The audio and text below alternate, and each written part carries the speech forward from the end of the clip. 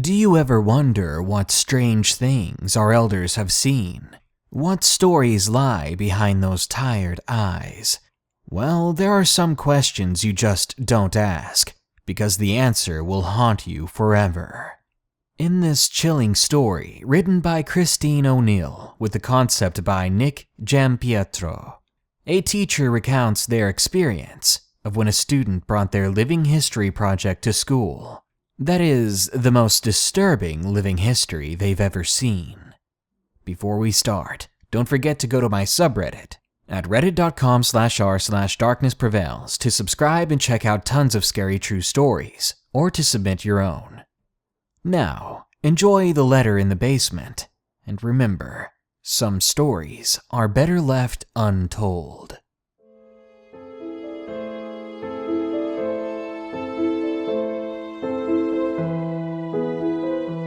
One of my least favorite parts about being a middle school history teacher is the living history assignments we give at the end of every school year. Kids are supposed to sit with their grandparents and videotape, voice record, or transcribe their oldest memories for posterity, and for an easy way to bring up their GPA. I've been doing this for 17 years, and when I collected the projects this time around, I assumed they would be as dull, if not duller, than usual. This had not been a particularly bright class. So I went home, poured myself a glass of wine, and prepared myself for a long night of, I only owned 2 pairs of pants when I was your age, and my brother got beat with a newspaper for hitting a baseball into the neighbor's yard. And of course, these projects were peppered with innocent, old-person comments that were so horribly sexist and racist, you just had to laugh. Now, I had a girl in my class whom I will call Olivia. She was pudgy, quiet, and proved herself a consistent B student. I expected her project to be as unremarkable as her. And perhaps that's why I was so profoundly disturbed by what I witnessed that night. Olivia had submitted 2 discs for some reason, so I began with the one marked Interview. My screen hiccuped twice before a grainy image of a living room came into view. The place was a hoarder's hell. Olivia was curled up in an armchair clutching a notebook and looking like a scared animal. Across from her sat a man with a somber countenance, smoking a cigarette and staring at her expectantly. "Go ahead," a woman's voice whispered from behind the camera. Olivia's owlish eyes flashed towards the screen, then back to the man. "I'm here with my great-uncle Stephen," she began almost inaudibly. "He's going to tell us about his oldest memories from being in the army." Great-uncle Stephen looked like he'd rather be in a trench at the moment, but he waited patiently for the questions to begin. Not surprisingly, Olivia read verbatim from the suggested question sheet I had handed out to the students. He answered her curtly. Once or twice I heard her mother whisper, "Speak up, Olivia," from behind the camera. Typical boring crap. So I was intrigued when Olivia set down the notebook and asked, "Did you like being in the army?" That was totally off script. Great Uncle Stephen emitted a chain smoker's wheeze. "Nope. Glad to get out of my town, though." "Where did you go?" "Balkans." She said. I doubted she knew what the Balkans were, and my suspicion was confirmed when she asked, "Was, Balkis very different from here?" "Yeah." Mom cleared her throat from behind the camera, perhaps encouraging Great Uncle Stephen to be a little more forthcoming. But Olivia seemed genuinely interested. "Uncle Stephen," she asked, "what is your very worst memory from the army?" The old man crushed his cigarette in the ashtray, then slowly lifted himself out of the chair. "I'll be back," he mumbled. Then the camera cut off. When the screen flashed back on, everything was the same except Great Uncle Stephen had several pieces of paper and plastic sleeves laid atop all the crap sitting on the coffee table. One he held in his hand. "I was a kid when I enlisted," he said, looking at Olivia. "Your brother's age," he told her. Olivia nodded. "I never saw combat. Both of my deployments were to cities in Eastern Europe that had been destroyed by civil wars. Everything was a mess.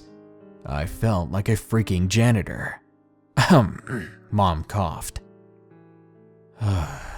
Great Uncle Stephen sighed and looked at his papers.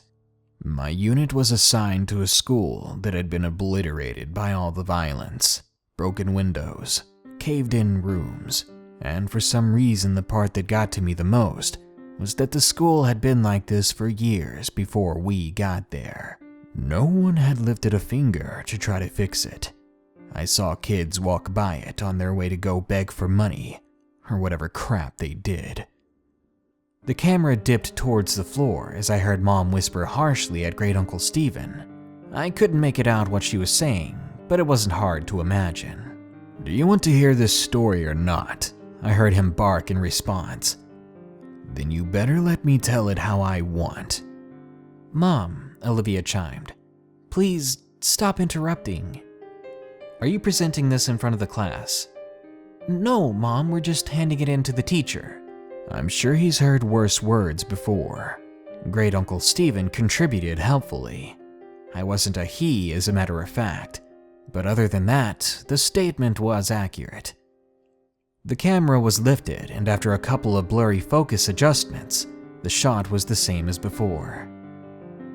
I'm talking too much anyway," he grumbled. He lifted the piece of paper in his hand and close to his face. "In the basement, I found this letter.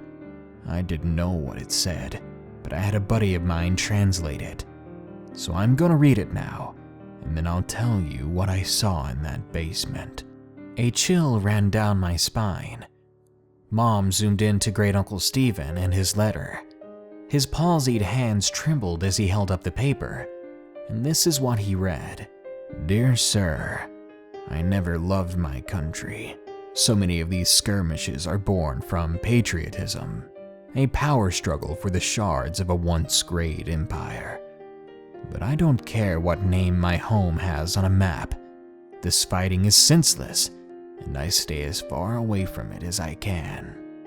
It was not these attacks and disorganized violence that took the lives of my wife and child. It was illness. Mercifully, it happened quickly for the baby. Nadia suffered longer. I watched in horror, knowing I could do nothing for them. My only solace was that I was there for them every step of the way. I stopped going to work one day, and no one came after me. I doubt they noticed I was gone, since the school was simply across a field, visible from my window. It would have been easy to go for a few hours each day and come home quickly to care for them. But what was the point? All I did was clean floors. I was as useless to the world as I was to my family. I tried to take Nadia to the hospital, but the journey was too long and taxing. I brought her home and she died that night. After Nadia and the baby were gone, well, I don't remember much. I didn't leave my hovel, barely ate, barely slept, thought many times of taking my own life. Tempting though it was, I felt paralyzed by my own helplessness. The one thing that kept me sane was my radio. I never turned it off once, even though I didn't listen to the words being said. In fact, the channel I got the clearest was in English, I think, which I don't speak a lick of, but the voices, the music, and the true knowledge that life existed beyond this violent city sustained me. I've no idea how long passed before I saw the light of day again. I was dizzy from hunger, so finding food was my priority. My radio came with me, of course. Since I first holed myself up, it has gone everywhere with me. It talks to me as I sleep and as I wake. I don't know what it's saying, but I know I would die without it. Once I had some water and food, it occurred to me that the only thing left to do was go back to work. So I did. The following morning, I simply returned to the school where I was a janitor, and I got back to work. Nobody made a big deal of it. Like I said, Nadia had been sick for a long time, and those who worked at the school knew it. I appreciate that no one had pestered me to come back to work during the hardest days of my life. The teachers never said much to me, but we smiled at each other in the halls, and that mutual respect was perhaps the reason I decided to come back at all. The place had gone to the dogs without me, so I simply grabbed my broom and rags from my closet and set to cleaning. Everyone is grateful to have me back, I know, and the best part is that nobody minds my radio. I bring it with me everywhere, and I keep the volume low enough not to disrupt the students. No one has ever complained. In fact, I suspect that they like it. The schoolhouse is not very big, but does require a lot of maintenance. The floors are always sticky and stained, so I spend most of my time mopping. Kids make messes, and I guess that's why I'm still in the business. Sometimes I have to move things around to make sure I get every spot on the floor beautiful and clean, but I take pride in that. And the repairs. The school always needs tune-ups here and there, and I'm happy to help. Some days I'm reconstructing an old desk that broke as I whistle along with the radio. Other times I handle more serious structural issues. Days when I have to work like this, I feel truly instrumental, like a cog in a larger machine. How could this school survive without me?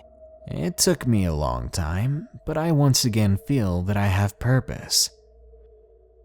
There's a larder behind the school that's full of preserved food.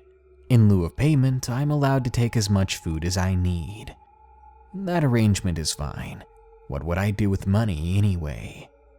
I used to bring the food back to my home, just one field away from the school. But when I started sleeping in the basement, no one seemed to notice. This school, it's special to me, and I cannot leave it unguarded.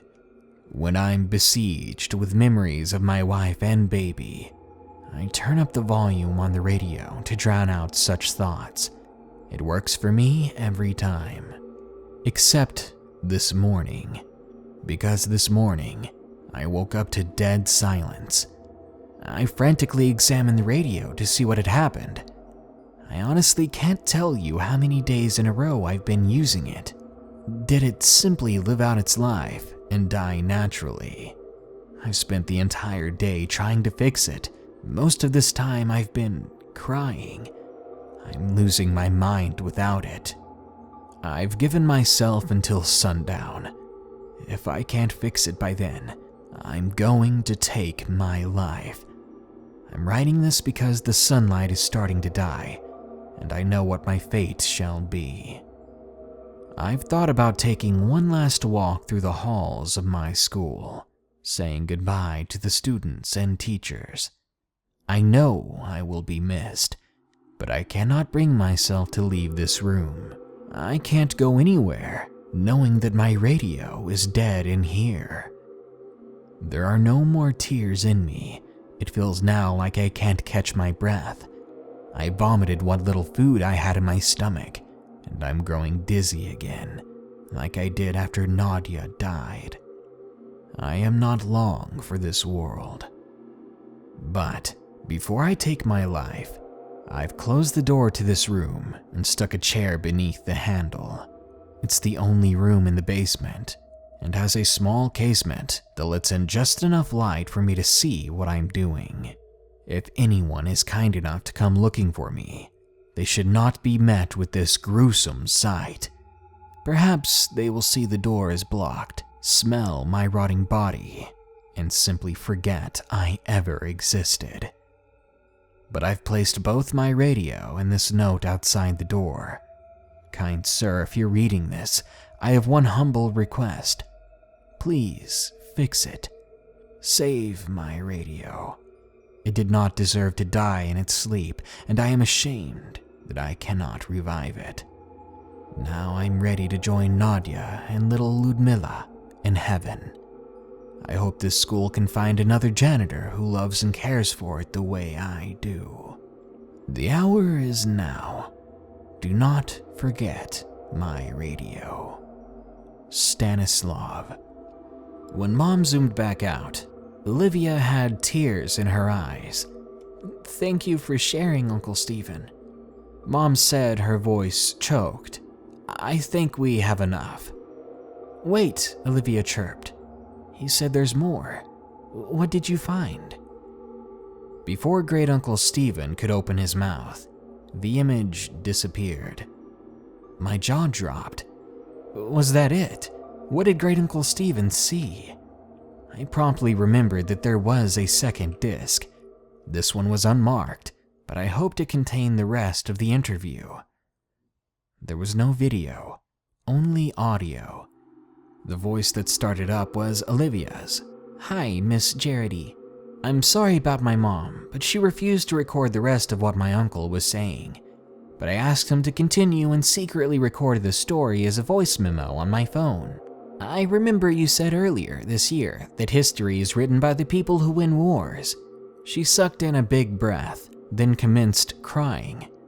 But everyone's history is important, even if they're sad, pathetic people, and even if they've never won a single thing in their life.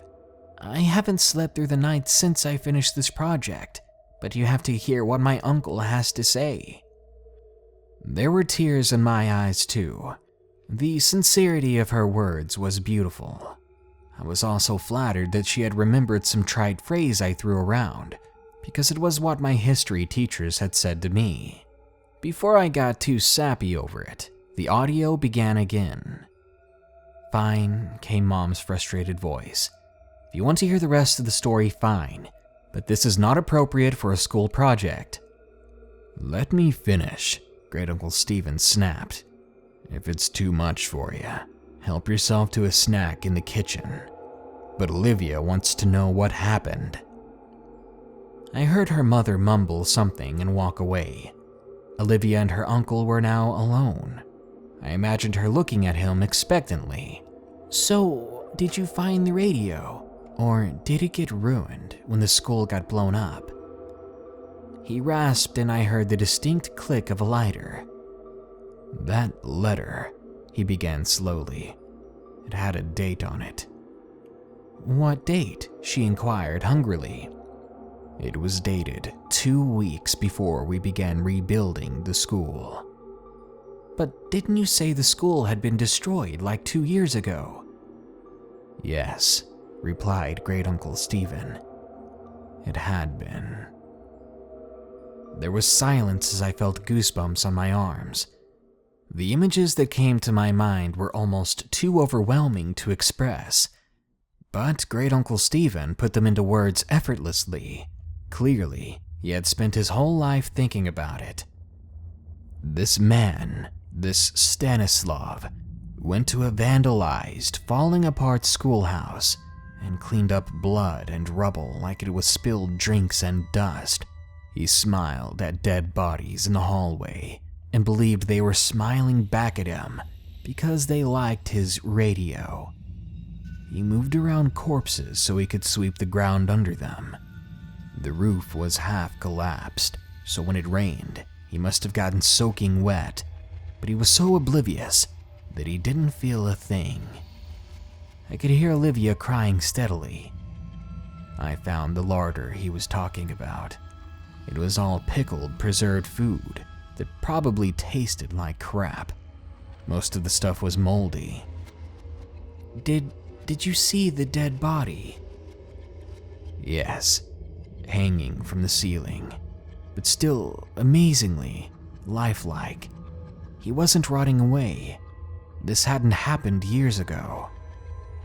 Did he look peaceful? She asked, a chord of desperation in her voice. Couldn't tell you. The smell was rank, and his face was blue and his eyes were bulging, like this. I imagined him demonstrating. And the radio," Olivia wept. I heard Great Uncle Stephen take a long drag out of his cigarette. It was there, all right, and it was still on.